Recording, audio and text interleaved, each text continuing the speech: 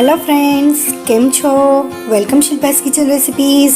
Friends, આજના એપિસોડમાં હું મસાલેદાર ફ્લાવરનું શાક લઈને આવી છું। મેં જે રીતથી ફ્લાવરનું શાક બનાવ્યું છે એ રીતથી તમે હજી સુધીમાં ક્યારે પણ નહીં બનાવ્યું હોય તેની હું ગેરંટી આપું છું। તો વિડીયો છેલ્લે સુધી જોજો અને ગમે તો લાઈક અને કમેન્ટ જરૂર કરજો। આ શાક ખૂબ જ સ્વાદિષ્ટ લાગે છે અને બધાને ખૂબ જ ભાવશે। એવી રીત હું લઈને આવી છું। તો આપણે ફ્રેન્ડ્સ રેસીપી સ્ટાર્ટ કરીએ। પહેલાં તમને એક રિક્વેસ્ટ છે કે જો તમે મારી ચેનલને સબસ્ક્રાઈબ નથી કર્યું તો નીચે જે લાલ કલરનું સબસ્ક્રાઈબ આપેલું છે તેને પ્રેસ કરીને બાજુમાં જે બેલ આવે તેને પણ પ્રેસ કરી અને ઓલ પ્રેસ કરી લેજો, જેથી મારા નવા બધા જ વિડીયોની નોટિફિકેશન તરત મળી રહે। આ બિલકુલ ફ્રી છે અને હું આવી નવી વાનગીઓ હંમેશા લાવતી રહું છું। અને જો તમારું સબસ્ક્રાઈબ ગ્રે કલરનું છે તો તમે પહેલેથી જ સબસ્ક્રાઈબ કરેલું છે।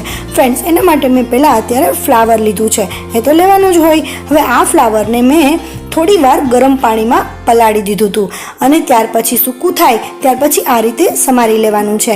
એના જે નીચેના દાંડલા છે સાવ નીચેના તો કાઢી નાખવાના છે અને આ જે છે જે સેજ નસ વિનાના જે એમાં તાર હોય છે એ આપણે કાઢી લેવાની છે અને જે ફ્લાવરની નીચેની થોડી એવી દાંડી હોય છે એને આપણે નાના નાના કટકા કરી લેવાના છે, કારણ કે એને ચડતા થોડી વાર લાગે છે એટલે એને સાઈઝ નાની નાની કરી લેશું અને થોડી મોટી સાઈઝ અને થોડી નાની સાઈઝ એ રીતે આપણે ફ્લાવર રાખીશું। આ રીતે બધું જ ફ્લાવર સરસ રીતે કટ થઈ ગયું છે। કોઈ નાના કટકા રાખ્યા છે અને કોઈ મોટા પીસ રાખ્યા છે। હવે ત્યાર પછી આપણે જઈએ ગેસ તરફ આપણે એક પેનમાં 4 ચમચા તેલ લેવાનું છે। ઘણા આપણે પાવરા પણ કહીએ છીએ, તો એ 4 પાવરા આપણે લેવાનું છે। હવે તેલ ગરમ થાય ત્યાર પછી એની અંદર આપણે જે ફ્લાવર હતું કટ કર્યું હતું એ ફ્લાવર આપણે એની અંદર એડ કરી દઈશું। આ રીતે ડાયરેક્ટ જ એડ કરી દેવાનું છે। હવે એને થોડું હલાવી લઈએ એટલે સેજ જે તેલ ગરમ થઈ ગયું છે એ ફ્લાવરની ઉપર આવી જાય। ત્યાર પછી ફરીથી આપણે જે બીજું ફ્લાવર છે એ આપણે એની અંદર એડ કરી દઈએ અને એને આપણે સરસ રીતે તળી લેવાનું છે। આ જે ફ્લાવર છે એને આ રીતે થોડી વાર હલાવતા રહેવાનું અને મીડિયમ ફ્લેમ ઉપર આને તળી લેવાનું છે। તળી એટલે બહુ વધારે તેલમાં નથી તળવાનું, આ રીતે મીડિયમ તેલમાં જ આપણે તળી લેવાનું છે અને ફ્રાય કરી લેવાનું છે તમે કહી શકો છો। ત્યાર પછી ત્યાં સુધીમાં આપણે બીજા ગેસ ઉપર જઈએ। બીજા ગેસ ઉપર બીજા પેનમાં પણ આપણે લગભગ 1.5 ચમચો એટલે કે 1.5 પાવરું જેટલું આપણે તેલ લઈશું।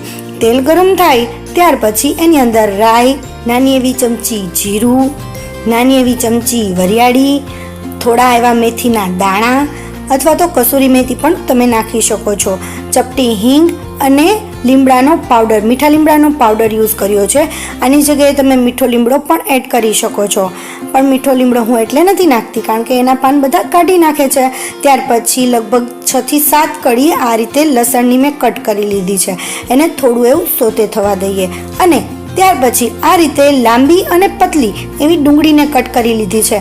મેં અત્યારે 4 મીડિયમ સાઇઝની ડુંગળી લીધી હતી અને એ આ રીતે પતલી કટ કરી લીધી છે અને એને પણ આપણે સરસ રીતે સોતે કરી લઈએ। આ રીતે ડુંગળીને 1 મિનિટ સુધી લગભગ મીડિયમ ગેસ ઉપર ચલાવીશું અને ડુંગળી લાઇટ પિંક કલરની થવા લાગશે અને ત્યાર પછી 1 ચમચી આદું છીણેલું છે અને એ આપણે એની અંદર એડ કરી દઈએ।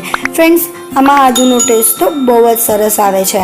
આ પણ બધું સરસ રીતે આપણે મિક્સ કરી લઈએ અને થોડી હલકી એવી પિંક કલરની થઈ જાય ત્યાં સુધી આપણે પિંક કલરની કરીશું।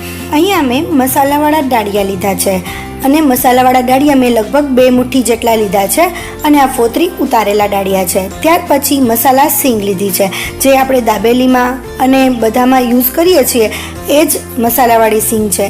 જેટલા ડાળિયા લીધા હતા એટલી જ સિંગ લીધી છે। ત્યાર પછી આપણે ડુંગળીની અંદર બીજા મસાલા એડ કરી દઈએ, થોડી હળદર એડ કરી દઈએ, લાલ મરચું તમારા ટેસ્ટ પ્રમાણે, તીખું ખાતા હોય તો તીખું અથવા તો તમે જેવું સ્પાઇસી ખાતા હોય એ રીતે તમે લાલ મરચું એડ કરી શકો છો। આને થોડું મિક્સ કરી લઈએ જેથી આપણો મસાલો દાજી ન જાય। ત્યાર પછી આપણે ધાણા જીરું પાવડર 1.5 ચમચી નાખવાનું છે। ધાણા જીરું પાવડરનો ટેસ્ટ વધારે સારો આવે છે, એનું પ્રમાણ થોડું એવું આપણે વધારે રાખીશું। બધું એવું સરસ મિક્સ થઈ જાય ત્યાર પછી જે મગફળીના દાણા હતા એને આ રીતે મેં ક્રશ કરી લીધા છે અને એને પણ આપણે અંદર એડ કરી દઈએ હવે આને પહેલાં મિક્સ કરી લઈશું. મસાલાવાળી સિંગને ક્રશ કરીએ ત્યારે એ થોડી આ રીતે ચોટી જશે, કારણ કે એમાં તેલ થોડું વધારે હોય છે. ત્યાર પછી મેં આ દાળિયા હતા મસાલાવાળા એને પણ દળી લીધા છે અને એ પણ આપણે એની અંદર એડ કરી લઈએ. તમે જુઓ, દાળિયા અને સિંગ બંને સરખા જ પ્રમાણમાં હતા, છતાં પણ દાળિયાનો જે પાવડર છે એ થોડો વધારે થયો છે. આ રીતે બંને સરસ રીતે મિક્સ કરી લીધા પછી અહીંયા મેં ટમેટોની પ્યુરી બનાવી છે. અહીંયા 3 મોટી સાઇઝના ટમેટા લીધા છે અને એને છાલ ઉતાર્યા વિના જ કે બાફ્યા વિના એમનેમ જ પ્યુરી બનાવી લીધી છે અને એને આપણે સરસ એમાં મિક્સ કરી દઈશું અને બધું જે આપણો મસાલો હતો એ પણ સરસ રીતે મિક્સ કરી લઈએ. થોડો ઘણો મિક્સ થઈ જાય ત્યાર પછી એની અંદર આપણે દહીં એડ કરવાનું છે. મેં અત્યારે અડધી વાટકી દહીં લીધું છે. હવે આ દહીં મારે મીડિયમ, ખાટું નહીં બહુ અને સાવ મોડું નહીં, એવું મીડિયમ છે. જો તમારું દહીં ખાટું હોય તો તમારે એ પ્રમાણે નાખવું, નહીંતર એનો ટેસ્ટ વધારે ખટાશવાળો થઈ જશે અને થોડો બગડી જશે. એટલા માટે તમારું દહીં કેવું છે એ પ્રમાણે તમારે દહીં એની અંદર એડ કરવું. ત્યાર પછી એની અંદર આપણે સ્વાદ પ્રમાણે મીઠું એડ કરી દઈશું.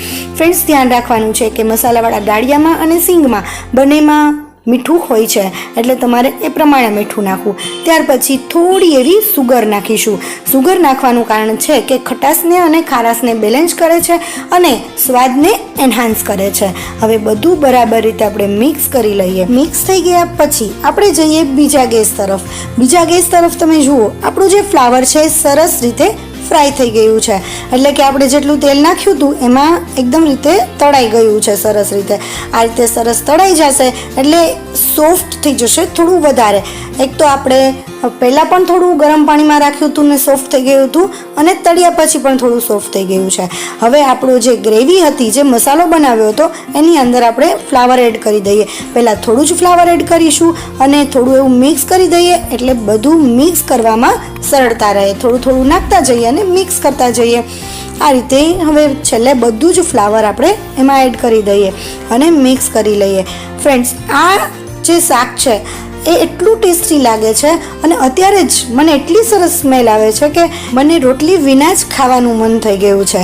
હવે આ બધું મિક્સ થઈ જાય, તમે આ રીતે ખાલી મિક્સ કરીને પણ સર્વ કરી શકો છો, કારણ કે આપણું ફ્લાવર થોડું ઘણું સોફ્ટ થઈ ગયું છે. પણ આ રીતે મેં અત્યારે એને ઢાંકી અને થોડી વાર ચડવા દીધું છે. લગભગ 10 મિનિટ સુધી આપણે ચડવા દીધું છે. ત્યાર પછી તમે જુઓ, આપણું તેલ પણ ઉપર આવી ગયું છે અને શાકનો કલર પણ ચેન્જ થઈ ગયો છે અને એટલું ટેસ્ટી બની ગયું છે. જો તમારા ઘરમાં કોઈ ઉંમરવાળા વ્યક્તિ હોય તો એને એકદમ બાફેલું જોઈતું હોય તો આ રીતે તમે બાફીને કરી શકો છો. હવે આપણે સર્વ કરીએ. એની અંદર કોથમીર નાખી અને પછી સર્વ કરવાનું છે. તો ફ્રેન્ડ્સ, તમને મારી રેસીપી કેવી લાગી એ મને કમેન્ટ કરીને જરૂરથી કહેજો. આમ તો જો કે તમે મારી રેસીપી અહીંયા સુધી જોઈ છે તો તમને જરૂર ગમી હશે, તો એક લાઇક આપી દેજો અને જો સબસ્ક્રાઈબ ના કર્યું હોય તો આવી જ નવી રેસીપી જોવા માટે ચેનલને સબસ્ક્રાઈબ પણ કરી દેજો. Thank you for watching. Next recipe સાથે ફરીથી મળીશું. ત્યાં સુધી બાય બાય.